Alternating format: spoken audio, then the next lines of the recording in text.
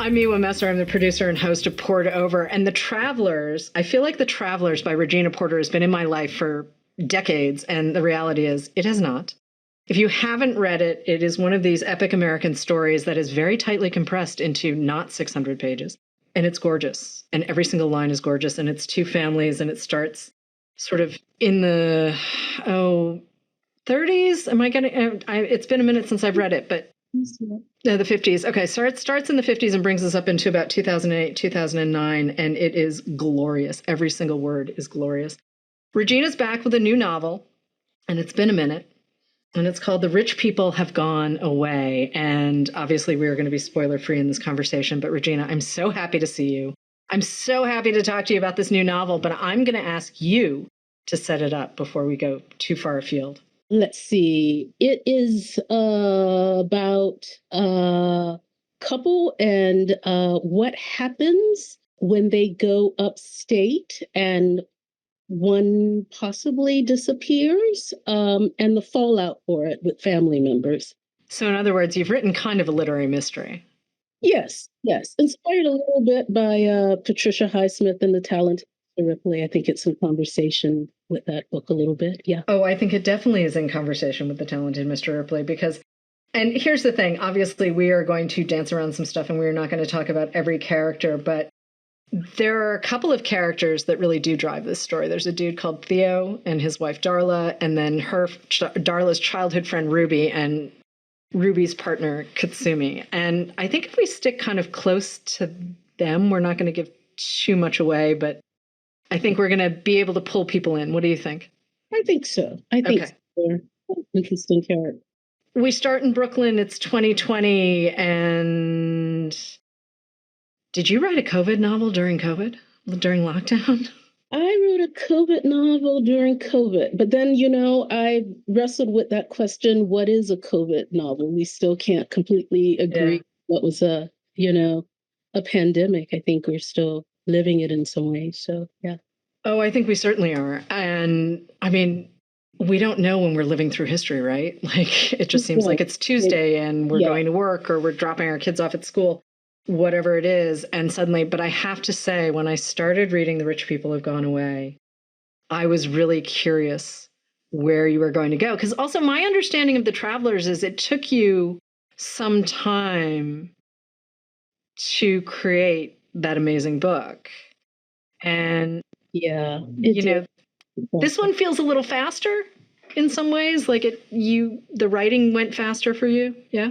Yes and no. But, during COVID, we had a lot of time and life was happening around us. And so I sort of felt like I was with the characters a lot more. Do you know? Yep. A lot more uninterrupted time and a lot more stillness. I didn't really have to travel to Iowa for that stillness. It was kind of here. Yeah, in my living room, in my kitchen, everywhere with me. Yeah. Mm-hmm. And remind me when you went to the Iowa Writers Workshop. You have an MFA from Iowa. Yes, 2015 to 2017. Okay, and you had already had a career as a playwright when you went to Iowa. Right, yes. Okay, because one of the things I love about the new book is a raisin in the sun pops up. Yes. I'm not going to explain exactly how it pops up, but it does. It pops up in a way not dissimilarly to Rosencrantz and Guildenstern. Yes. There's a Tom Stoppard play, Rosencrantz and Guildenstern Are Dead, and it's a play off of these minor characters from Hamlet, right? Yeah, it's Hamlet. Yes. Mm-hmm. And there's a thread of Rosencrantz and Guildenstern running through The Travelers, and I was like, so where is Regina going to take us this time? Which play is going to sit in the back? But my understanding is Stoppard had something to do with the creation of this novel. You had a conversation with him and somehow he kicked off. Yeah. Okay, wait. Can we bring Tom Stoppard into the conversation for a second? Because this is not always something you get. Yeah. Well, what happened was my publishers in the UK said, you're such a fan of Tom Stoppard. Let's send him The Travelers. And I'm like, oh, he's never going to read it. And I don't know if he's going to like it. And I don't think I want to do that. But we did. And he read it. And he actually took it to New Orleans to the jazz festival, read it, and then sent an email. And so we started corresponding. And when I saw him at the I think it was the PEN Awards in March 2020, he said to me, "So, what are you working on?" And and I thought, oh my gosh, it sounds like a parent. That's something like my mother would say. And it was interesting because when I came up with a draft of the novel I write, I don't always know where everything's going. Right. And I went to Ucross in Wyoming. At one point, I was so frustrated. I couldn't see the ending, although I knew I had all the pieces. And I sent him an email and I said, I think it's all here. It's all in front of me. And he said something to the effect of, well, have you written it? Because it's not real if it's in your head. And I laughed. That gave me a good laugh. So he's kind of like been there in a way, even though I don't talk. I don't email him very often because it's Tom Stoppard. I'm just enjoying the moment. I'm just absolutely enjoying the connection, which, at first, and certainly the first time I read The Travelers, I was like, wait a minute, who is this woman and why is Tom Stoppard running through the back of this very American story? So Raisin in the Sun, I understand the connection a little more because you have written a very American novel. I mean, marriages are complicated. Life is complicated. Gentrification and class and race and all of the things that, you were working on in The Travelers are back because how do you write about America without writing about these things, right? It's true. Yeah, it's definitely true. So it's March of 2020. You've plotted out some of this. You sit down to write. Yes, we have more time and everything else, but you're also bouncing between Brooklyn and upstate New York and Japan, and you're cutting through time, and 9/11 makes an appearance in this novel. Very clear reasons. Mm-hmm. And it's a really good metaphor, I think, for New York during the early days of how was that for you, sort of mapping?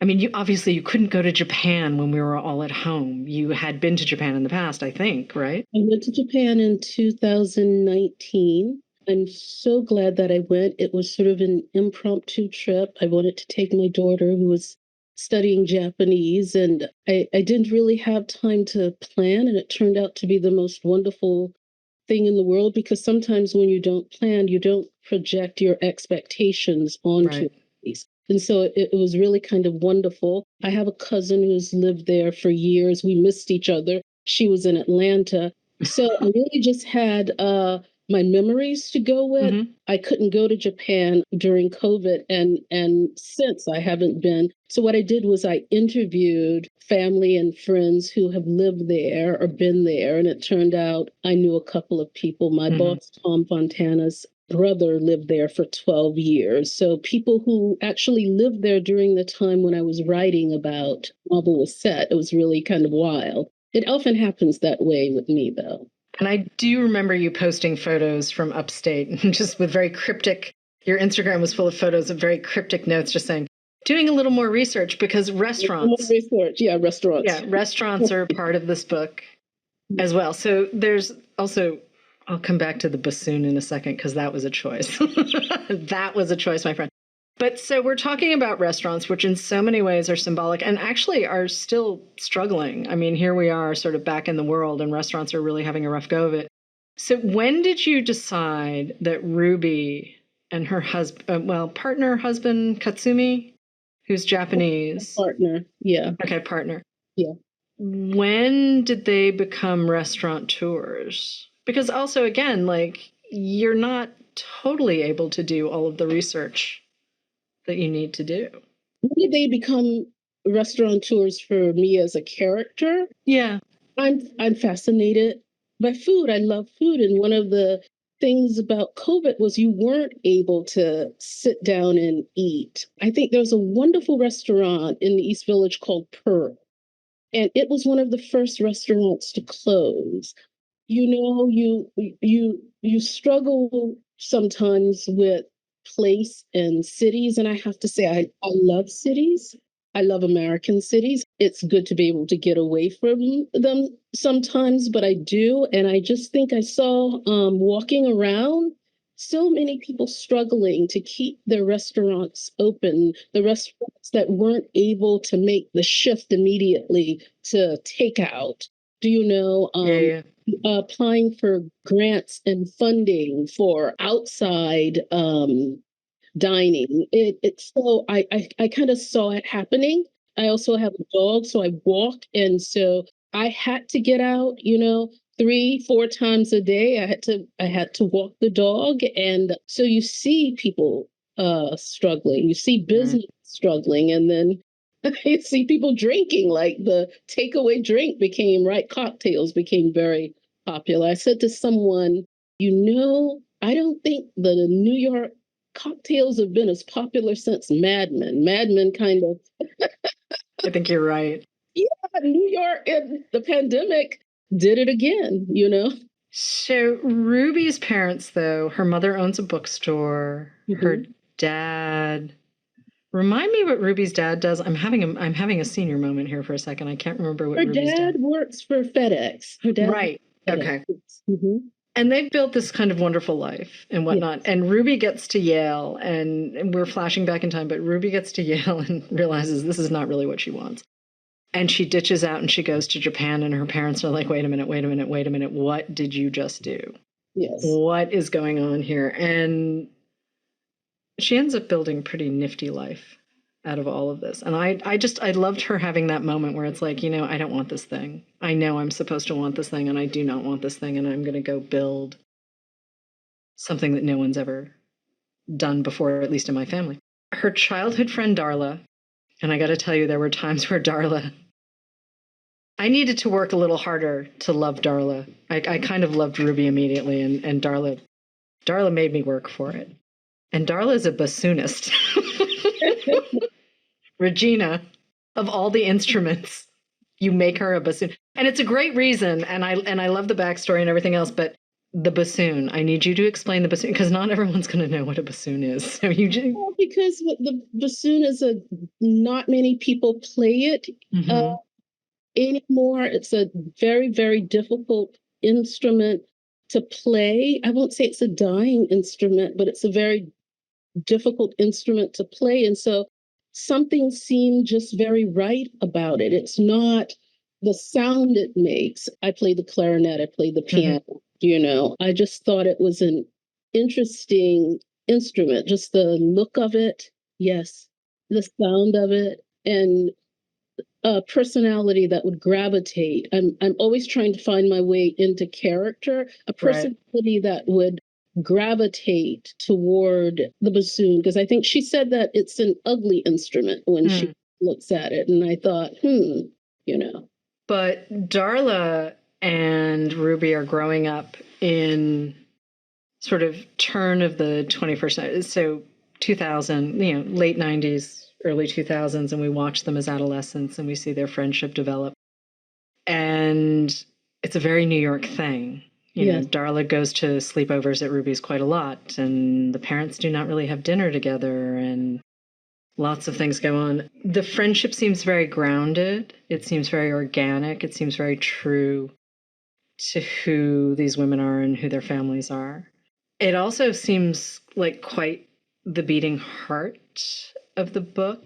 Yes. I'm interested in the idea of catastrophic love and friendships, and how catastrophes challenge friendships and romantic relationships.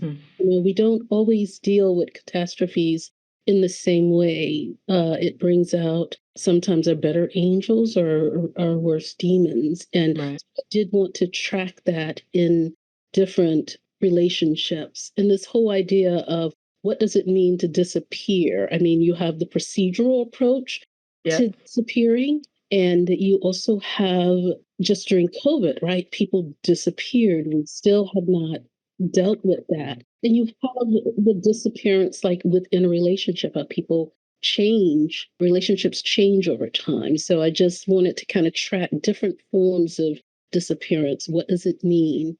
And you'd asked about the evolution of the novel. One thing I wanted to say was I was working on a book with these characters, or trying to, the Applewood family, with a favorite character from the Travelers named Reuben. And Ruby is a derivative of Reuben. And that's me not being able to let Reuben go. I think she has a little bit of Reuben's goodness, and that's important to me. That's also a little bit of, sometimes I see Ayanna Mathis and Marilyn Robinson too, just in terms of like some characters they're not perfect people, is having a kind of ethical core. I have to say, I mean, there's no one who's perfectly good or perfectly bad. I mean, when I say that Darla made me earn my respect for her, I mean, she's who she is. I mean, the fact that these characters are so alive on the page, and it's a tighter cast, I think, than Travelers. I think it is an actually smaller cast, right? It's a smaller cast, okay. And it's set during the Travelers is from like the 50s to Obama's first year as president. This is about 6 weeks, so it's a tighter structure. That was my personal challenge to myself, yeah. Well, I'm glad you set that personal challenge for yourself, because I have to say the tension and the way you play with time is very cool. And Darla's husband, Theo, is one of the wildest characters I've met on the page in a really long time. Oh, and when and Theo is one of a kind. He's absolutely one of a kind. And there were moments where I was like, this dude, what is going on with this dude? Which is, for me, it's a pleasure, because sometimes you meet someone on the page and you're like, oh, hi, yeah, I get where this is going. That dude is wild. Can we just talk about the creation of Theo? Because, I mean, between his sex addiction and his general sort of Theo-ness, and he also makes a living as the guy who stages real estate. Yes. So that everyone can make far more money, which I think in and of itself is a pretty fascinating job. I'm like, oh, so you basically use stuff to tell a story. Okay, fine. He's that guy. It takes a while for things to land for me. Many, many years ago, I met someone who said they were an aesthetic advisor, and I've never met anyone since. And I just, for years, sometimes I'll go, aesthetic advisor. So when it came time for Theo, I was like, But years ago, so I was looking for an interesting way into a quote unquote pandemic novel. I knew I could not focus on the book on the Applewoods. I saw something in it, and it really moved me. A homeless woman during COVID, while I was the early stages going to run an errand, get groceries probably.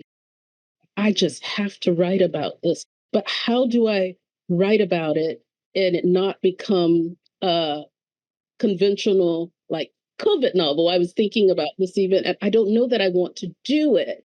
It nagged me to the point where I could not focus on the book I was writing. And then one night I went to sleep and I woke up and I thought, oh, it's this character, Theo.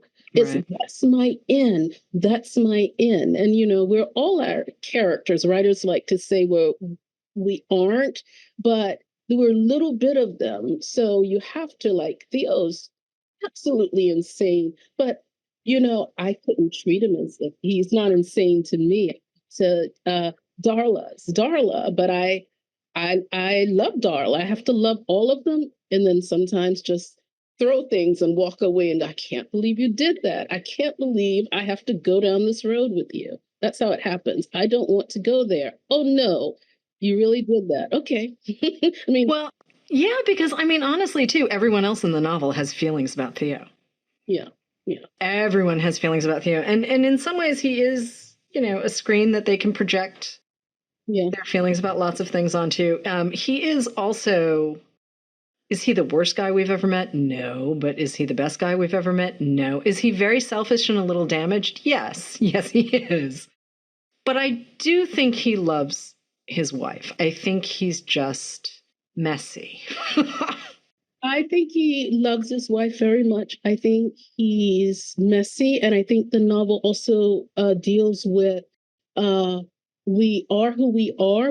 We're who we are told we are. It's our DNA. And we're who we discover we are along the way, and the stories that are handed down to us, what they do to relationships, and our views of ourselves. I think that's playing through the novel too. Do you know? So how much of this is driven by character as you're working, how much of it is, okay, so-and-so just showed up again, here we go.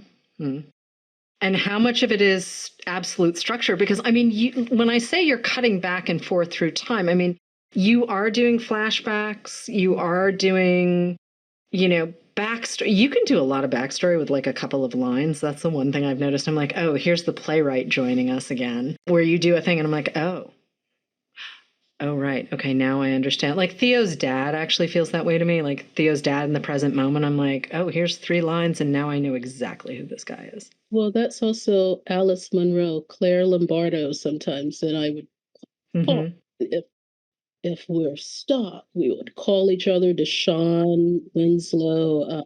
They're just certain friends, and Alice Munro could time like no one's business. She really had that skill, and we studied her. And you're talking about the novelists Claire Lombardo and Deshawn Charles Winslow, who are really quite fantastic. I'm waiting for, Claire's new novel obviously is out, same as it ever was, but I'm waiting for Deshawn's new one. I think he's in the middle of writing it, so I have to sit quietly and be patient for a minute. Can we talk about other influences, though? Because, there is so much. When you sit down at Iowa to get an MFA, obviously you're pulling from a million different directions. You've talked about Ayanna Mathis, who's also a novelist I love, and Marilyn Robinson, and certainly Munro. But who else is in that sort of internal influence?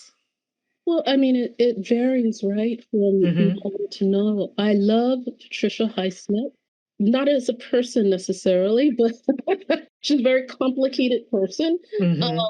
But I love her as a writer. I love how with Tom Ripley, she was able to completely make us have empathy for a very complicated character. And so that's what I mean when I say it's in conversation, and that she was able, at a time when I think women weren't always, quote unquote, permitted to just embody that character so fully and well. And I sort of love that. And I think there's a certain freedom in that. James Baldwin, obviously, Another Country. I know people argue about this book. I love it precisely because it's messy. For this book, I love Percival Everett. And I love James. I've loved Percival Everett for a while now, but one of the things I love about reading James was I felt that he could only have written this novel now, and I take some kind of comfort in that, and he's Southern and he's from Georgia, even though he hasn't lived there in years, so he's probably not Southern, but there's certain truths about the book and the way it's written that land for me, and I think, it's the South, but then I could say the same even with like Kendrick Lamar's recent, I'm like, oh, that's the South, that's call and response, and it's church, and it's, it's all of these things, so Yeah, I love Another Country too. Occasionally people will be like, well, that's a minor Baldwin. And I'm like, you didn't read the same book I read. Yeah. And I do, like that opening with Rufus just walking around Times Square, and it's so cinematic and it really snaps. And yeah, there's some moments in the book where you're like, okay, you're working some stuff out. I get it. Yes. But I will forgive so much in that novel because I love Rufus. Yes. And apparently I will follow that character anywhere. So the sentiment certainly of Another Country is there. And James, with the language, right? You've got, the inner language and the outer language. And if you haven't read James, I'm not spoiling anything for you, but you will understand what I mean. But it's also the pacing, right? The pacing is something you do incredibly well in The Rich People Have Gone Away. And I'm wondering if that's because you've studied playwriting, or if you're just picking stuff apart and you've just read a lot of Highsmith, or if you're just pulling from all of those places. Because pacing is hard, right? Like we've both read novels where you're like, oh, hi, I was just in a moment and I got yanked out because something shifted in a way that maybe it didn't need to shift on the page. Yes. I think for me, what helps with pacing is as I've grown older, I'm okay with saying it's not working right now and I have to stop for a reason, and coming back to it the next day. So sometimes I've learned that I'm doing that because I need to pull out of a scene a little early or drop in a little later. And so there's a natural rhythm, but also dialogue too. Dialogue helps with the pacing and just listening to people. And yeah, that's what was hard about code. Hmm. That's something that I struggled with. So I'm glad to hear that the dialogue lands, because one of the wonderful things about walking around New York, you hear people just snippets of the craziest things, and it's like 2, 3 years of none of that. So yeah, Right. yeah. I mean, that's part of the fun of reading Stoppard, right? Like The Real Thing or Rosencrantz or Every Good Boy Deserves Favor. I mean, he does some stuff with language, but he's always moving the action forward. Whatever, like yes, he's a playwright, and I'm about to say a playwright never wastes words, but he really doesn't. And I feel that sort of influence, certainly, in The Travelers, but also with the new book as well. I mean, every line is moving the story forward. And I mean, some of the stuff that comes out of these characters' mouths too, you're like, wow, you just said that out loud, didn't you? And I feel like you're a little more playful on the page with this book in some ways than you were with The Travelers. And The Travelers to me is a very warm and witty book. And and you do a couple of very sly, funny things in that one too. But this book, I just sort of feel like you took the brakes off and you were like, I'm going to do a thing and I'm going to introduce you to some people and we're going to go from there. And I'm kind of laughing thinking about it, because there are moments throughout this book where I'm like, oh, there's a lot of Yeah. which I appreciate, because again, like, you could take this on the surface as sort of a very classic literary story of marriages gone awry and relationships gone awry and friendships gone, all of these things go awry. On the other hand, you could take it as a literary mystery like God of the Woods, right? This Liz Moore novel that is going gangbusters right now. Or you could take it as a very Regina Porter novel and just be like, okay, where are we going? I need to hang out with these people. I need to know what's going on. So for you, as you're writing it, though, I mean, is there a soundtrack in your head? Like, you cannot tell me you did not have more fun writing this book, even though you were writing it under, strange circumstances. I'm not making light of the situation around it, but like, I read the book. You're having fun as you're writing this thing. I had fun once I stopped calling it the second book. Second books are notoriously Okay. hard. Yeah. I think, and maybe it's COVID, I don't know. I just felt like, well, what do I have to lose? I'm going to just let these characters be who they are and just go with it and see what happens. So I don't think I edited these characters. I think Theo scared me. Yeah, yeah, I can see that. Like, can I really have him say these things? Oh my gosh. And sometimes Alfred would say something. I mean, these characters say things. They don't look at the world in a very black or white way. Right. And trying to, for like Theo, I think he has an honor code. I mean, that's another thing. I think he has an honor code. And yes, going back to Stoppard, I have a tremendous respect for how he does these characters have these connections sometimes that you don't coming, but when they happen, they're very organic. Yes. And you do that with people's backstories here. It happens with people's backstories too in The Travelers. I mean, when The Travelers comes together, The Travelers comes together. But that is also life, right? Like, I mean, I'm not making light at all of the early days of COVID. And certainly, the pandemic is still, like, COVID has not left. But at the same time, like, we don't know. And I said this at the top of the show, but like, we don't know when we're sitting in a historical moment, right? And we're all still processing. You and I are taping this in July of 2024. We're talking about stuff that happened in March, March through sort of June of 2020, sort of at its peak, right? And so going back, like, we don't have all of the context, right? And, everyone has their feelings, and some people have decided to shut down their feelings and everything else. So watching your characters experience what they're experiencing and how they're responding. I mean, there are moments where they're a little uncivilized, and it's delightful. It's a little bit of Pinter and, Who's Afraid of Virginia Woolf? Only no one's as drunk. Yeah.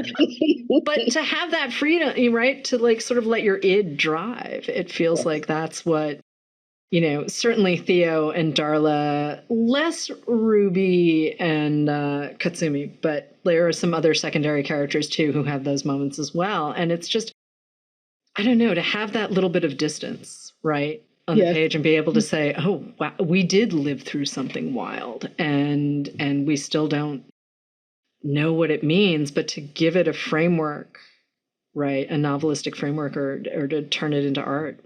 Because we're seeing it, we're experiencing it now, these weird connections. The world is kind of, you don't know what to expect from one day to the next. And I wanted to try to capture that some in the characters, and also what that means too. Like when you have a character who's comfortable with a certain, say, sexual risk, but the other kind of risk. It was fun. Writing Theo was a lot of fun and terrifying, and sometimes I had to go, oh boy. Writing all of the characters, really, yeah. Well, and Ruby is Ruby, and Darla makes some decisions Darla does some things after an initial point where I'm like, oh, this is why I like you, because you are not doing any of what I would have expected. Yes. And I really do appreciate that. I do. Is it fair to talk about the name she borrows? I think we can talk about Darla borrowing a name and not give anything. I don't know. Do you agree with that? You know the moment I'm talking about. I mean, I do think there's something in a name. So your names, your identity is kind of precious, but then it's also part of, when I'm writing, I don't think of themes, but then afterwards I'm like, oh my gosh, this theme around identity has always been there, and it's there on the micro and macro level. I mean, we're dealing right now as a country, what's our identity? What kind of country are we going to be, right? And so the characters deal with that themselves and in their relationships, right? And so something like your name is very important, and you might take it for granted until something happens in you.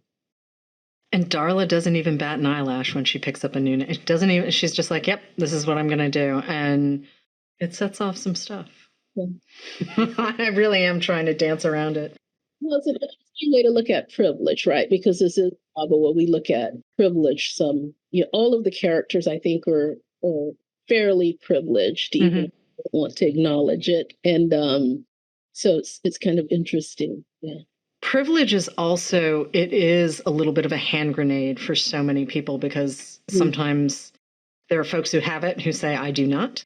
Yeah. And sometimes there are folks who are just like, why are you lobbing at that? People have so many different responses to a word that I will say the meaning of privilege has evolved culturally, right? Like it does take on different aspects. And that's, to me, that's part of what language should do, right? Like it should evolve. Like if language were static, we'd all sound like pilgrims and, whatever. I would rather not. I would rather see us be able to represent ourselves as best we can and push language forward. And when you said you didn't edit the characters, does that mean you can still surprise yourself on the page? Yes. It's very important or I get bored. I've learned certain things about myself. The first time I tried to write a book, I kept a detailed journal, and I knew too much. So journaling doesn't work for me. I'll write my way out of a character, and the language and the dialogue becomes dead, and I can't revive it. So I learned it's better not to know too much about the characters. I could write like maybe 2 paragraphs, like a general something, but I won't write myself into a hole trying to make those follow those 2 paragraphs. Right.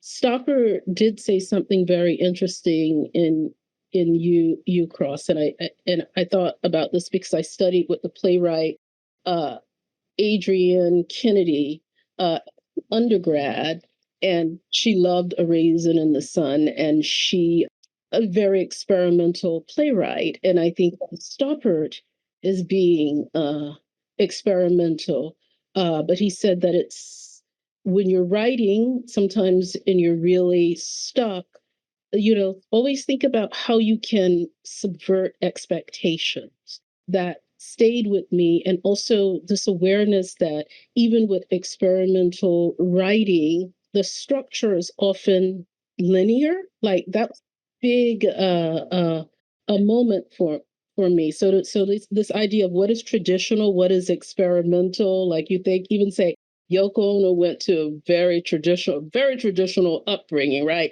Very experiment. I don't think these things are coincidences. I think, as an undergrad, went to study with an experimental playwright and spent the whole time studying A Raisin in the Sun. And now I look back on it differently, and I tried to infuse some of that in the book. Yeah. I mean, I went back and reread A Raisin in the Sun for the first time since, I can't even tell you the last time I might have been in high school the last time I read it. Wow, is it still very, very contemporary? And it was first performed in what, 1959? In 1950s, yeah. Yeah, and I just of course, when you're a teenager reading something like this, you don't always get everything, right? I mean, I'm delighted I was introduced to it when I was young, but I'm sure there was stuff that I missed. But to read it as an adult now in 2024 was like, oh, yeah. It's wild how timeless it is, and wild in some ways that are good and wild in some ways that are deeply depressing and make me raise an eyebrow. I can say that like a character in the novel, I think I have an appreciation for it that I did not, and I tried to channel that when I studied with Adrian. Mm-hmm. There are two things actually in this book that take us back to the travelers as well. One, you use photos again, and I love it when you do that. You drop in sort of photos at the head of chapters. You've got these great chapter titles, which I am not giving up here. But also there's this sense, right, of the randomness of the connections between the humans. And it's like, of course, it makes perfect sense. Like so-and-so meets, when they're stationed in X place, or so-and-so meets because they live in the same, they all live in Park Slope or something like that. But it's really hard to do because it's so subtle. You're like, well, of course they would see each other in the hallway. And it's like, oh, right. Oh, right. So you're building this world that sits on its own. And I'm wondering how much of that has to be planned in some way, or if this stuff just reveals itself to you as you're going through as you're doing the work. I think I know on some level the characters will meet, but I don't know quite how. So it's surprising to me that, say, one character might meet another one in the hallway. Say Theo meets a teenager who wears a Cardi B t-shirt. And I call that character the teenager in the Cardi B t-shirt. We later find out his name. So I know that they're going to meet again, but I don't know what the situation is going to be. I don't know how or when. I said this once before. I think writers often betray ourselves. We tell pretty early on what the story is going to be about, and I think so many of the characters are introduced in the first story, and I know at some point they're going to come together in some way. I don't know how. Mm-hmm. Okay. And then there's good fortune too. When I was thinking about Ruby and her being a chef, and I want to get to Chicago, hopefully, I called a friend whose daughter was a chef in New York and left during COVID. And I said, well, I have this idea of this Japanese African American fusion restaurant. And she goes, oh, there's a great chef in Chicago. She's wonderful. She's wonderful. That's a wonderful idea. So you're not off. I says, I'm not great. No, and I just went from there, right? Or I'll be somewhere. I was somewhere in a tea shop, and I saw two teas that were together, Ruby, and then one was from Kyoto. And I took a picture of it, and I thought, that's the universe telling me that I did the right thing. I'm going in the right direction, and these connections are organic, So that's what's important. And speaking of connections, Bryan Washington, who wrote Memorial and also Family Meal, and whose work I am a huge fan of. He is a guy who I've said to, wait a minute, I have a Japanese mama. How did you get this Japanese mama on the page in Memorial? And I mean, he has dear friends in Japan who he spends a lot of time with, but I was like, dude, get out of my head. What is going on? But I was thinking of Memorial actually too, as I was going through Ruby and Katsumi's parts of The Rich People Have All Gone Away. And if you haven't read Memorial, if you haven't read Family Meal, go read them, please. But he's a fan of yours too, and that makes me very happy. I'm a fan of his, Yeah, Memorial is one of my favorite recent novels. Can I ask, though, are we going to get the Applewoods novel at any point? I don't know. Okay. That's fair. That's totally fair. Oh, I was about to ask another question, then I realized it was going to give up a little too much of stuff I don't want to give up. So you know what, Regina? I'm going to say thank you so much for joining us on Poured Over. The Rich People Have Gone Away is out now, and The Travelers. Oh, if you haven't read The Travelers, it's in a paperback. You can take it to the beach. It's amazing. Go read them both. Regina, thank you so much for joining us on Poured Over. Having me. Yes, great.